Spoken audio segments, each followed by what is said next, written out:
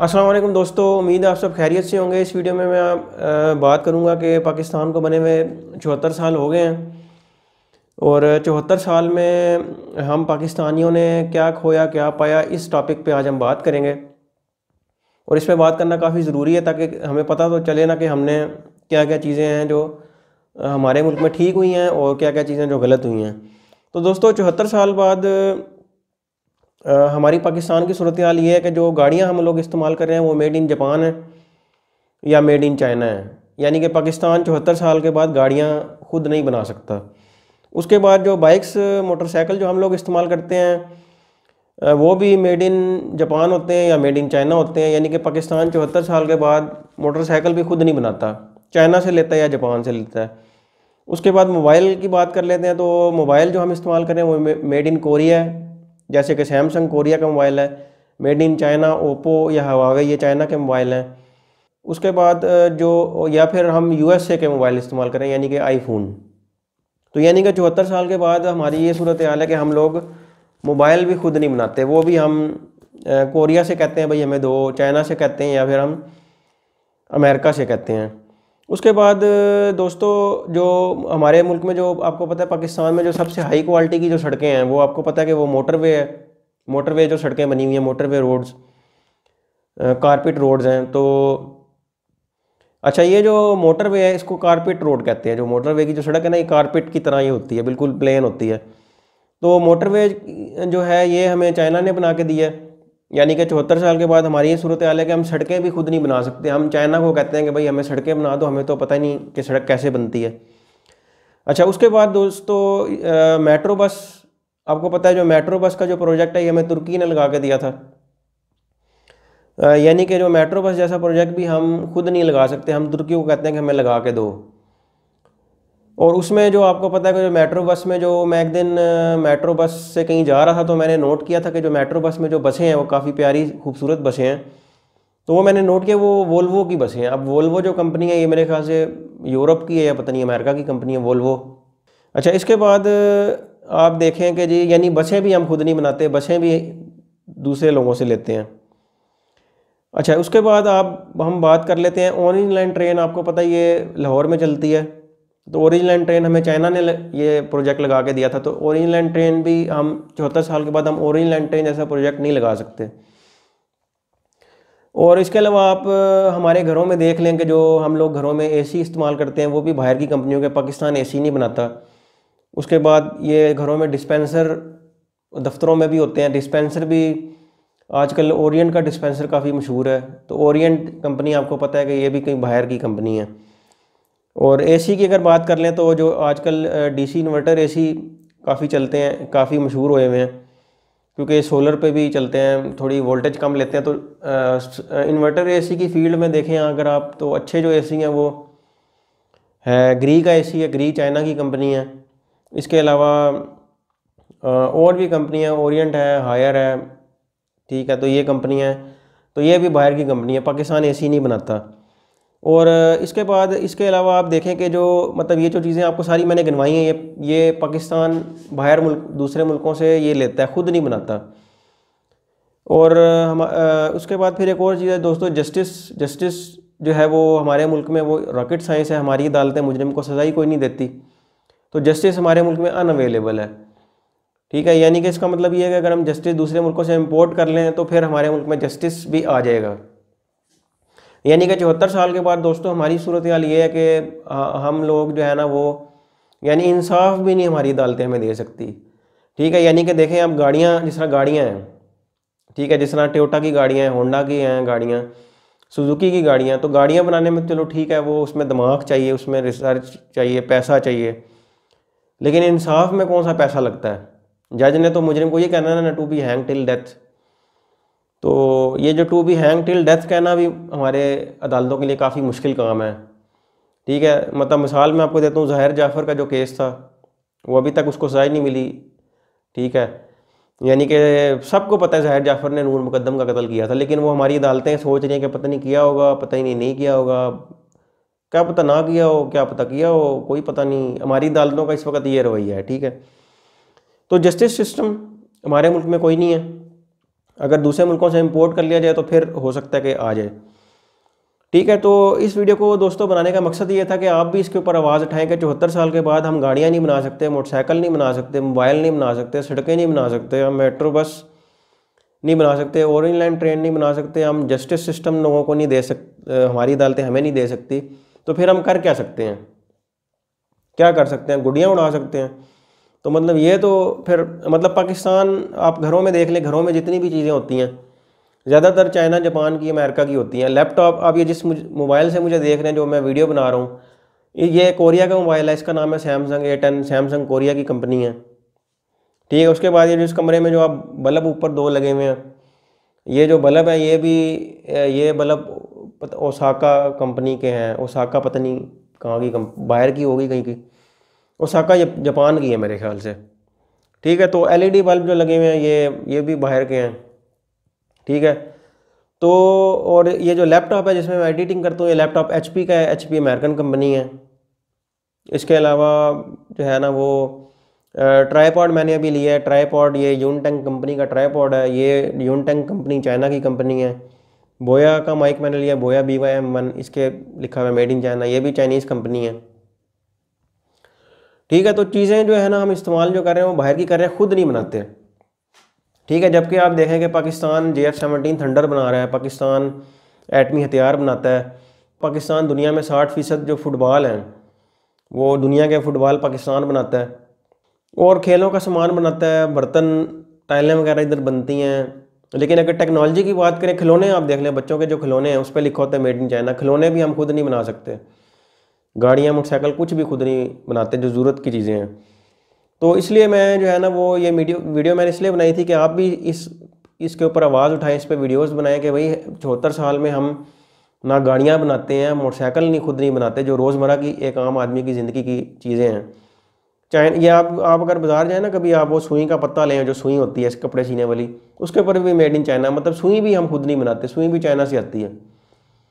ठीक है, तो पाकिस्तान ने एटम बम बना लिया तो ये सुइयाँ बनाना, ये मोटरसाइकिल गाड़ियाँ बनाना ये कोई मसला नहीं है। आजकल सर्दियाँ हैं तो सर्दियों में आजकल एक नई चीज़ आई हुई है, ऑटोमेटिक हीटर लोग लेना शुरू हो गए हैं।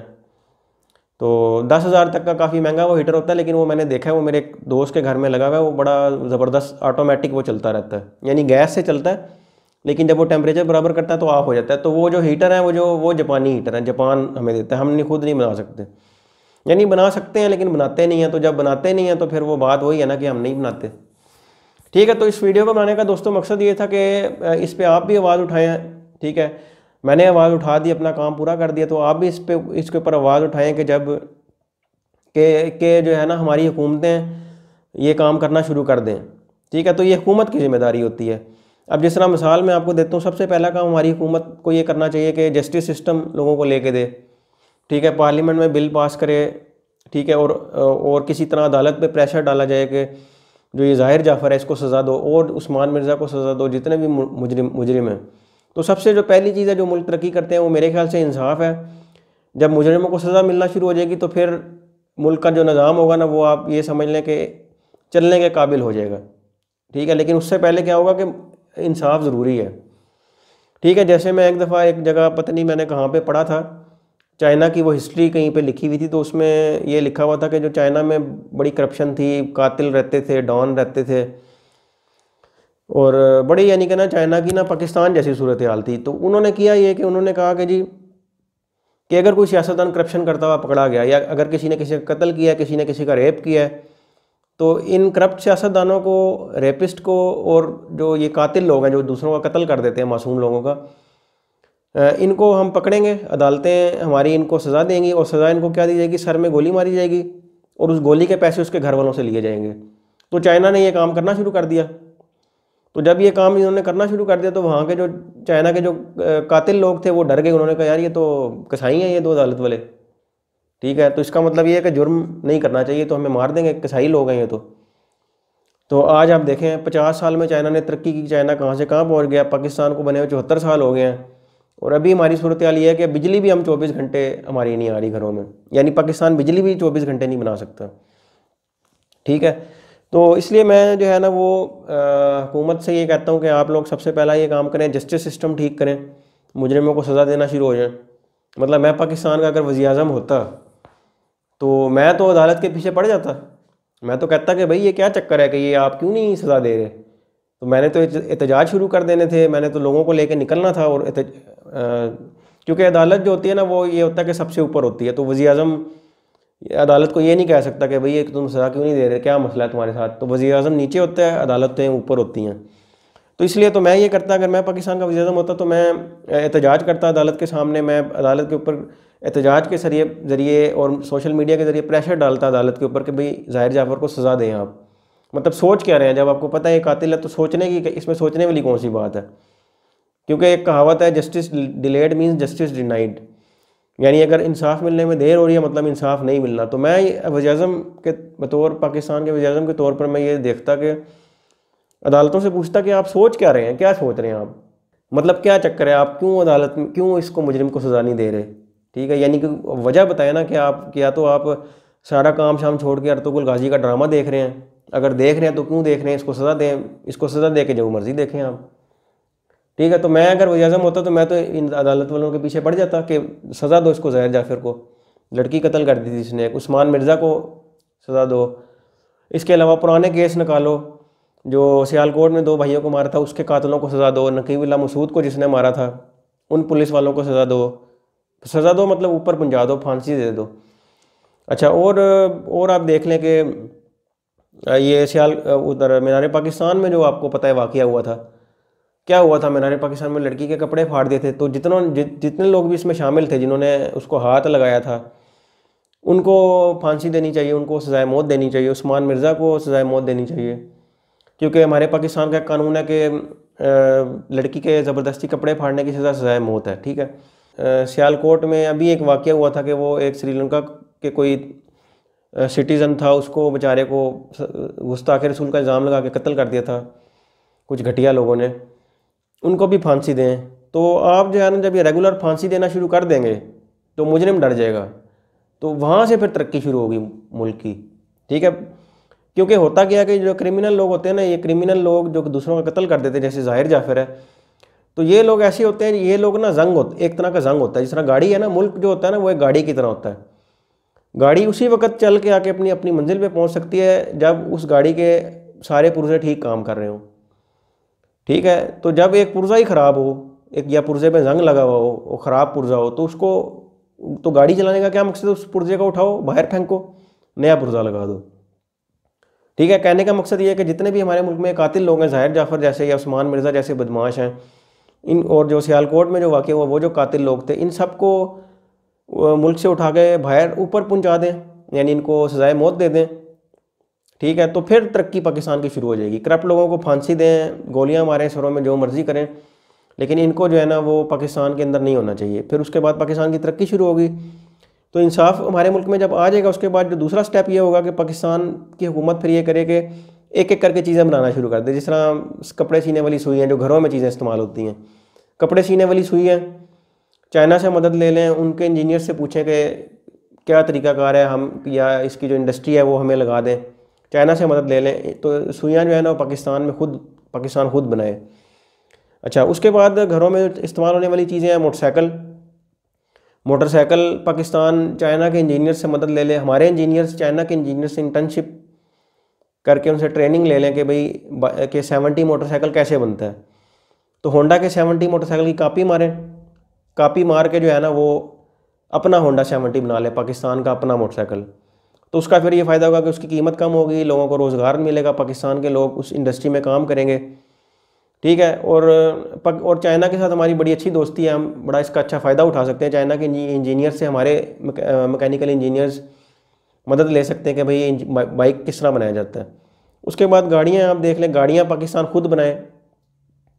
ठीक है, मैं अगर पाकिस्तान का वज़ीर-ए-आज़म होता तो मैं ये करता कि हमारे मुल्क में जो इदारे हैं उनको ये कहता कि भाई आपके पास एक प्रोजेक्ट है, आपने 70 मोटरसाइकिल होंडा 70 की कापी मारनी है। ठीक है, उसमें थोड़ी बहुत चेंजिंग करके ना उसकी कापी मार देनी है आपने।